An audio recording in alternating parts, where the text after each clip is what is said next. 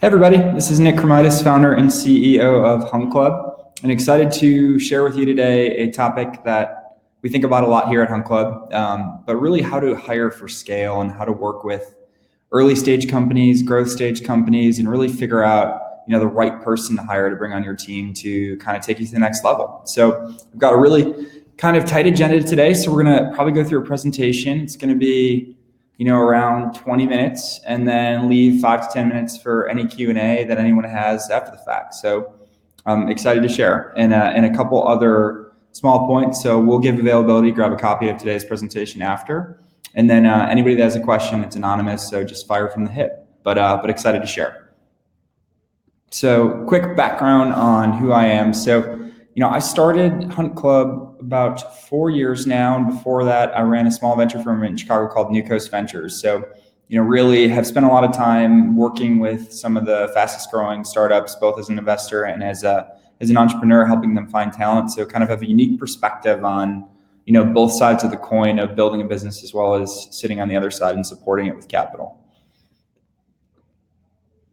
So, quick thoughts on what we're going to go through today. So, did the introduction already, share a little bit more about our business, what we do, give you some perspective on today's hiring landscape, kind of walk through the top 5 mistakes founders make while thinking about hiring, and then kind of give you a actionable plan on how to think about getting hiring right for your company. So really how to identify early stage talent, how to leverage network effects to make sure that you're always getting access to the best people. They're not always in your backyard. How to then really get people interested once you actually have found out who you want to talk to. And then of course, the most complex challenge of how do you actually close them and get into your company. And we'll step through some key takeaways and hopefully leave you with a lot of great content to unpack your own playbooks at your own company. So Hunt Club, really quickly. So what we do here is a little bit different, and it's important to know because I think it's relevant on some of the playbooks and best practices that we run that's going to help you. So what we do is we consider ourselves a new type of talent company, really with 3 parts: technology, amazing people, and then our own platform that creates referrals for our customers and our company. So the whole idea is we can really leverage a network of well-connected people to help you find your next amazing hire. So think of hundreds of CMOs referring for your CMO search, 50 VPs of finance helping you find your next director of finance. They live and breathe in the space and in the industry. They know great people, and we build technology to help power that. All right, so we really focus again on some of the fastest growing companies in a number of different areas. So companies like Dollar Shave Club, Techstars, G2 Crowd, GoPuff really sort of have a sweet spot in venture-backed or private equity. So we're going to be talking about a lot of that as the subject matter for today, and how to really focus on building your early stage and your growth stage teams. So hiring landscape. So as a founder, you have a lot of challenges. Many of you may have not ever hired at scale before. And even if you have, so you came from a company where you managed a big team, you may have never built out different functions that you'll need to do as a CEO or as a co-founder of your business. So, I think one of the most complex things that happens to founders and anybody building a growth company is technology moves so fast that even if you are an expert in hiring for a certain competency, in 2 years, you may not understand the field of marketing anymore or where technology is going for your particular platform. So, a lot of founders and CEOs of growth stage companies really struggle to be experts across every single function. No one is. So lack of resources and experience. So it's as a growth stage founder, as an early stage founder, you're constantly strapping for whatever resources you can get your hands on to build the business, and you don't always have a bank full of cash or an army of people helping you. So, being really resourceful is important. The last couple of years has been the greatest economy in the history of the United States, if not the world, and everyone's working. So in a tight labor market, it's hard to pull people out of what they're doing, which makes it extremely complex to hire. And then lack of employer brand is kind of the last thing. So you're starting off your business, no one really knows who you are yet, or maybe you have a little bit of brand awareness in your hometown. Really challenging to grab great people. I think one of the biggest challenges though is really like this idea of, and how to really face it, is your company isn't that special anymore. So what I mean a little bit more particularly is a lot of founders, have this idea that since they've lived and breathed their business from day one, they took another mortgage out on their house to pay for it, or lived in a car, or all these crazy stories that you hear. Their company is a part of their identity, and therefore anyone that works at their company should believe and work as hard and feel the same thing. And it's really challenging to get great people that way. And one of the reasons why it's even more difficult to attract people at really great venture-backed companies is, if you look at the numbers in 2018, there was over $130 billion put into venture-backed companies, which means there's no longer 1 to 2 shiny objects in a city anymore. There's hundreds of these startups that are approaching and growing everywhere, and people are getting excited about joining. And so, we really think about kind of at Hunt Club a best 5 to 6 steps to help us really land great passive talent, and for our own company, but also for our customers. And I think a lot of people and founders fundraise with a ton of confidence, but when you recruit, you sort of have to put that at the door a little bit. You need to have confidence, but you also need to have humility. I think another mistake that a lot of founders make, and something that they can change, is they don't share the vision first. They get tactical right away. So when people join an early stage company and maybe take a 5 to 20% pay cut to do it, to be a part of something and build something, they want to believe in the vision, they want to believe in the story, and they want to believe in the founding team. So I think it's really important that a founder can scale not just from vision, but bound into tactics after the fact, but time it at the right stages, so people have belief that they're joining something that not only they're incredibly excited about, but could actually work one day. Be approachable and be real. You hear a lot of stories about founders and attitudes and ideas and gravitas, and I think most people are attracted to people that are down to earth and humble and real. So as you kind of court your next great hire, make sure that you really showcase that. Open up to everything. I think, really important that you're open about the challenges of a business. And I think it goes really well with the second point here, where don't hide the bodies. Like, every company has issues. Every single growth stage company has issues. Be open and transparent about those issues and work towards fixing it. And you'll be shocked at how many people love cleaning up messes. And I think the last one is, if someone is interested in the first 30 minutes, don't give up. I mean, I think we really talk about educating people, and we'll dive deeper into that in a second. But it's the expectation that since you want someone to join your company and you're having a conversation with them, that they should be so enthralled with joining in the first 30 minutes is just not the way it works anymore. As I said before, your company is not that special. There's $130 billion going into these cool, exciting businesses. So you need to figure out different ways to jump off the page. So I think the last thing that we just believe at Hunt Club and really try and coach our customers on is, it's not someone's privilege to work for your company. It's your honor to have them. So I think, the more that you can take this roll out the red carpet approach to every single person that's looking at your company or wants to join your company or has joined your company, and make it about them versus make it about yourself, you're going to find you're going to be incredibly successful at recruiting top tier talent. All right. So the top 5, I believe it's 5. So the top 5 hiring mistakes that growth stage founders, early stage founders make. So they stop educating a candidate and skip to making an offer. Most people won't turn down something that they thoroughly understand, as long as it's somewhat in the realm of what they're interested and somewhat in the realm of what they think their market value is. The challenge is, a lot of founders or growth stage founders get so excited about someone potentially joining that they offer them way before the person actually even understands what their business is, what their traction is, what their growth plan is, what their hiring plan is, what their product roadmap is, what their future financing plans are, and it's endless. So I think what we really care about here, and we coach our customers on, is how do we educate our candidates to death so they know everything about it. So in the inevitable chance that they do join, it's a really smooth transition. I think failure to assess candidates for the proper leverage or fit, we'll walk a little bit more into that, but startups are a game of momentum, and sometimes you can really kill that momentum by not really understanding the right person to hire at the right time with the right priorities. So we really focus on that. Looking to hire someone of pedigree versus culture. We always talk about how culture eats strategy for lunch. Pedigree is great, but passion and ability, can 9 out of 10 times blow pedigree out of the water in a growth stage or startup environment. So, surround yourself with your tribe of people who are passionate. Lingering on a decision. So time is money. You're raising money on 12 to 24 month cycles. Lingering on a decision does not help you. If you sit on something for 80, 90, 120 days, you are now 9 months closer to having to raise capital again with not someone in place helping you grow your business. So really, quick decisions are key. And forgetting there's more than one way to skin a cat. So we talk about this all the time. So just because you want to hire that dream chief marketing officer doesn't mean you can't get to the next stage by hiring an outsourced acquisition marketing leader, a part-time fractional CMO, and someone to really drive content marketing at the same time. So just remember that if you don't have the perfect person, there's always ways to accomplish the same thing by getting creative, the same way you did to start your business. All right.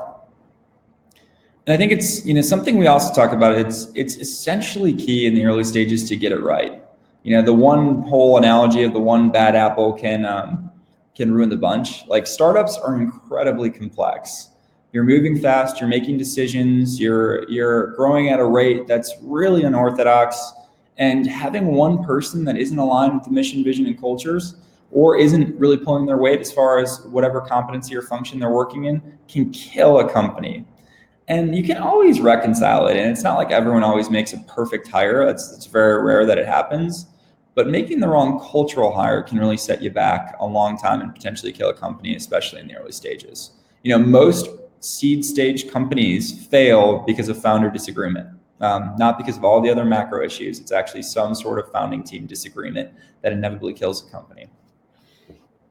All right, so a plan to get hiring right. So we believe that the best people don't apply online or take career advice from people they don't know. Sounds straightforward, right? You generally, a lot of folks listening today probably wouldn't, really apply for something online. They'd look to see who they know at a company, get really great feedback and intel on it before actually pursuing it. And I think the other part of the challenge is, as a founder, as an early stage hiring team or hiring manager, you're busy running like 6 to 8 different functions. So there's a clear mismatch of you being so busy trying to grow your business or hire your team or build your company against, it's really complex to get passive candidates to come look at you. So, I think we'll come up with some really great ideas on how you can help get them and how you can help figure this out. So what do you need to do? Really think about first step in how to identify what you need in your early hires. And so, there's basically 2 frameworks that we love to install in some of our seed stage customers and our Series A customers that help them think through what should I hire at this exact key moment in time. So we call them leverage-based hiring and then needs-based hiring.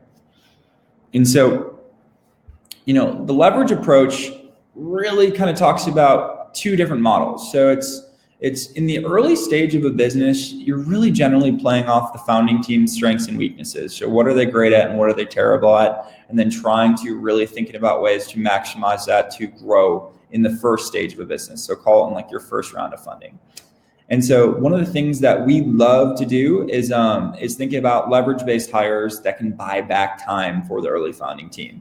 So think of early stage directors of finance, think about chiefs of staff, think about those hires that can essentially take somebody that's working 60 to 80 hours a week and help them seem like they're working 120 to 150 based on all the leverage that they're creating underneath them. And so the other way that we think about it is by balancing weaknesses. So it seems really straightforward. Not everybody's great at everything. So making sure that you really map the priorities of your business against what strengths you're lacking in your company and overpaying for that great talent.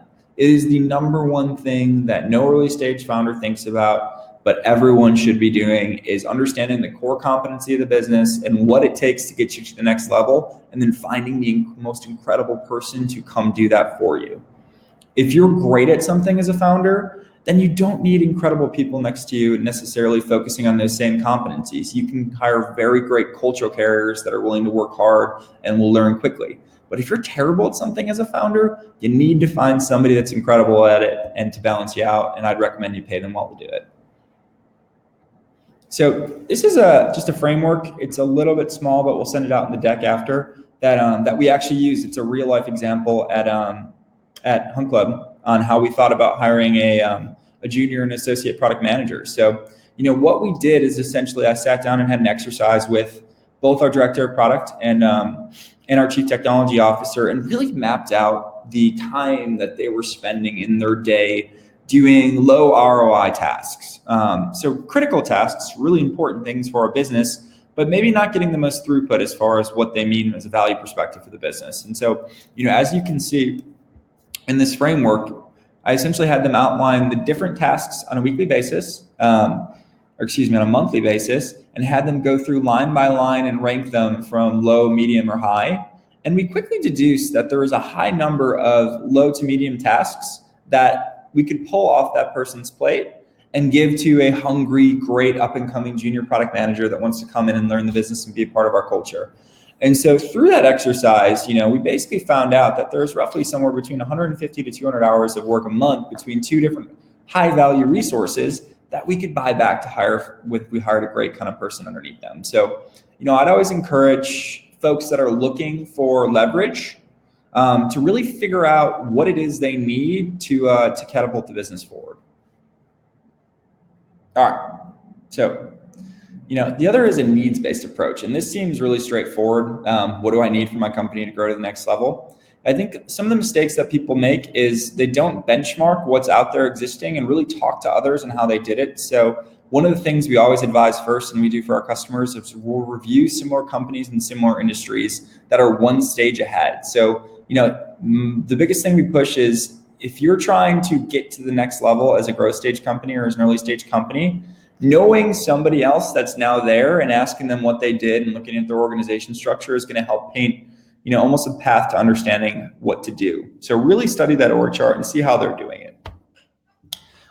Map your current company and defining strengths and weaknesses and needs against what's the most important thing for the business. And so, if you think about Hunt Club to date, we've always cared about really investing in our account team and our technology for the most part up until about 2019, because we felt like the demand in market was great enough. And now as we grow, we're starting to expand to invest in our marketing and our sales department, because we're at a point where we have a strong enough foundational account team that it's time to give them more opportunity. So really understand and time what you need as you grow and build something.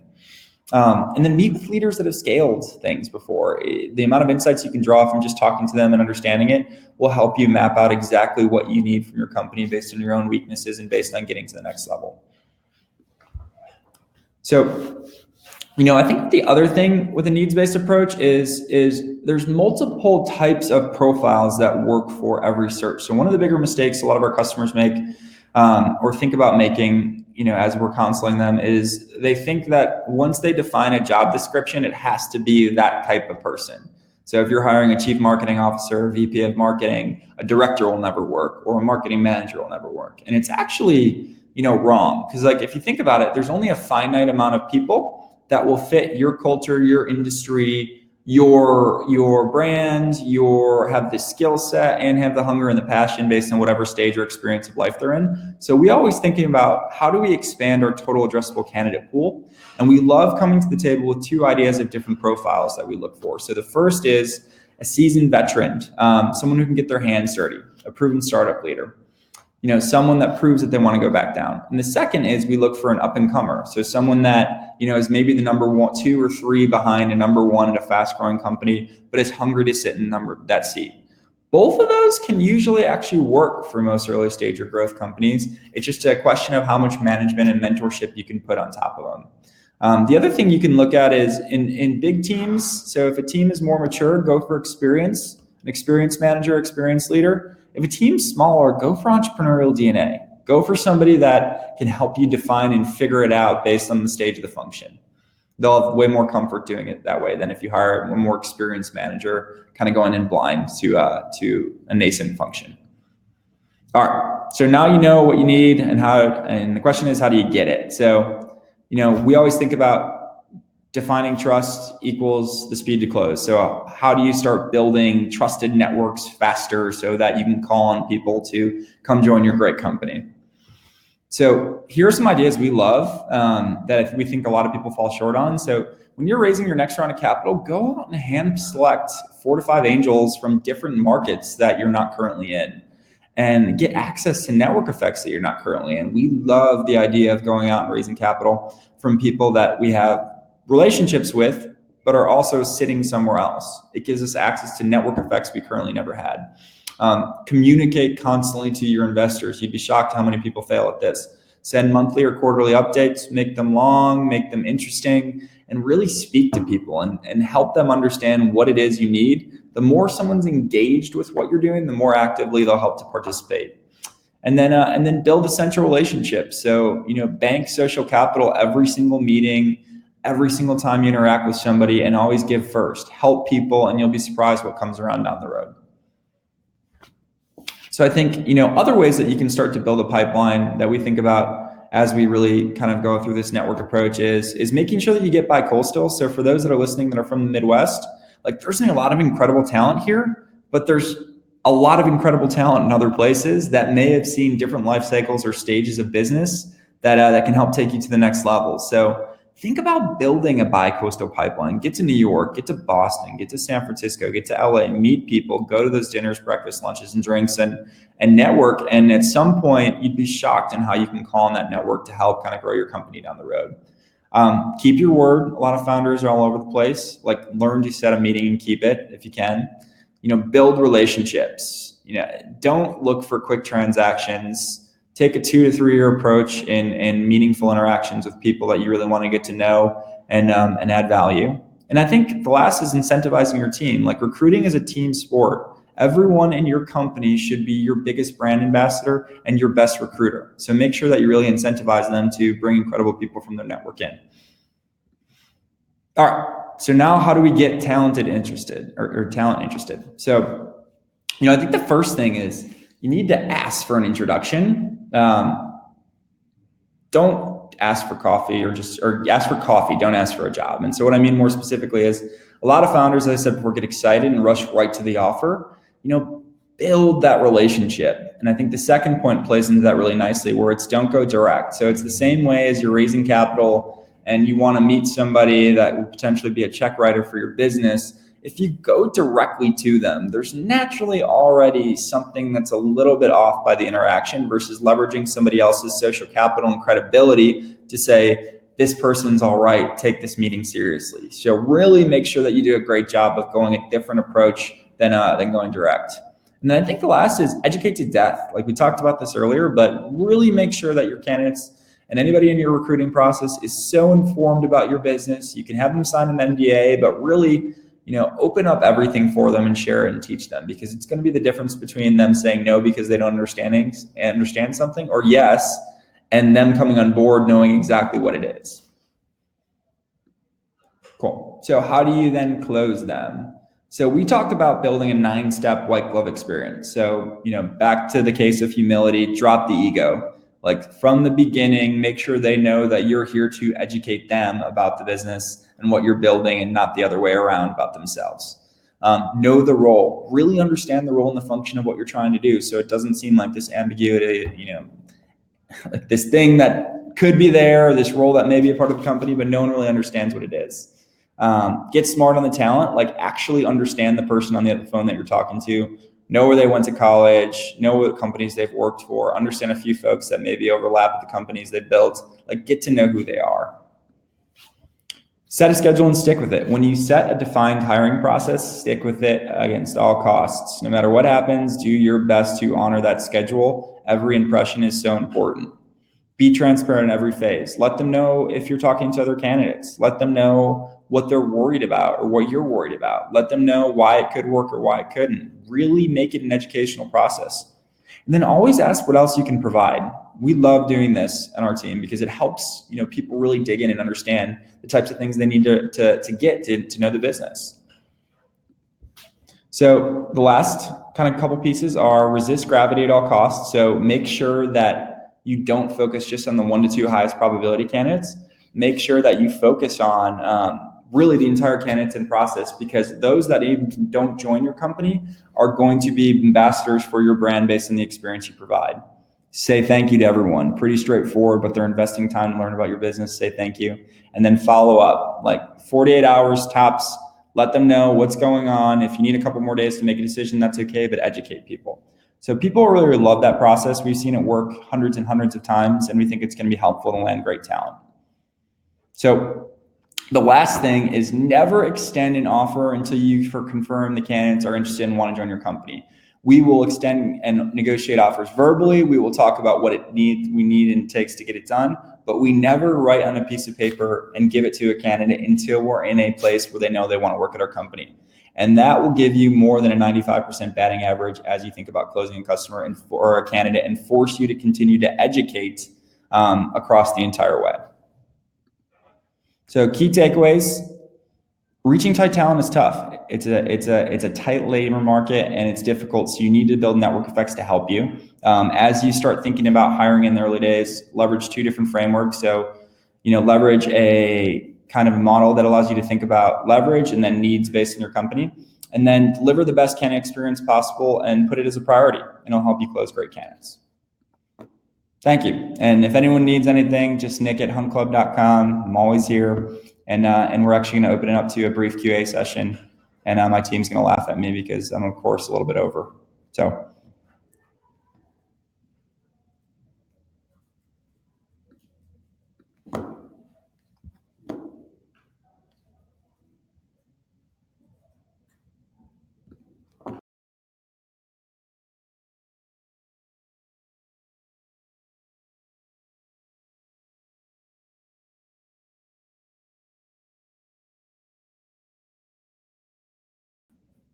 So how do you think about hiring your first marketing leader? This is a great question. So marketing is one of the toughest functions in a seed stage company for a number of different reasons. So this looks like it's a seed stage company.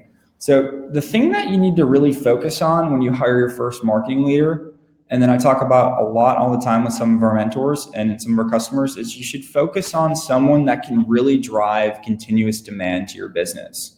So in the early days of a business, you have a little bit of a brand, you've got a product that may be cheap product market fit, but you need to generate customers at velocity in order to get to the next funding cycle.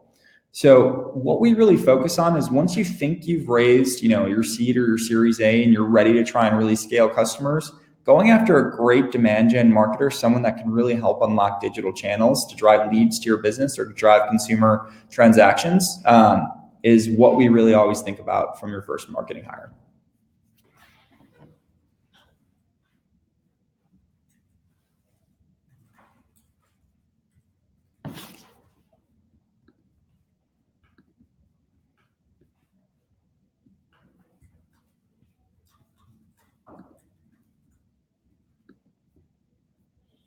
All right. It looks like we're not getting... okay, another question. At what point does it make sense for a company to hire a talent leader versus outsourcing to a service like Hunt Club? Great question. So, I think this is changing dramatically, and I'm not just saying this because I run this type of business, but I think a lot of companies, what you're seeing in market is actually scaling recruiting from an outsourced perspective throughout the entire life cycle of their business. And the reason why they do this is it's uniquely challenging to actually build a talent team that's internal that has the same type of network effects that an external provider might. So, I think there's a couple different ways to approach it. You can think about, after your Series A or Series B, when you have a healthy stream of hiring that looks like, call it 15, 20, 30 actual roles, to really focus on growing the business by hiring maybe a more junior recruiter, a great head of people, and then using an outsourced function so that you can bifurcate and have your outsourced function focus on some of those more senior talent that's a little more difficult to get, and your junior recruiter and your head of people focus on maybe some more high volume, high velocity. So hopefully that answers it. Another question. So I'm not funded. I need to hire great people many times for less than what they're accustomed to making. What can I give to them other than equity to entice them? Great question. So you can give them, passion. I think a lot of the way that you court an early stage founder, co-founder with you, an early stage employee is by showing them your business, showing them your excitement for your business, getting them passionate about the product, and making them believe what you believe so deeply to start your business. So I think, it's really complex to hire your first couple people, which is why so many people do it through network effects that are really close to them. So think of friends of friends, family, so on and so forth. So I'd recommend really targeting those that know you best when a business is in its infancy, because that's going to help you break through kind of the noise to get them on board. So you really need to target those that are passionate and those that trust you so they can really believe in why you started the company.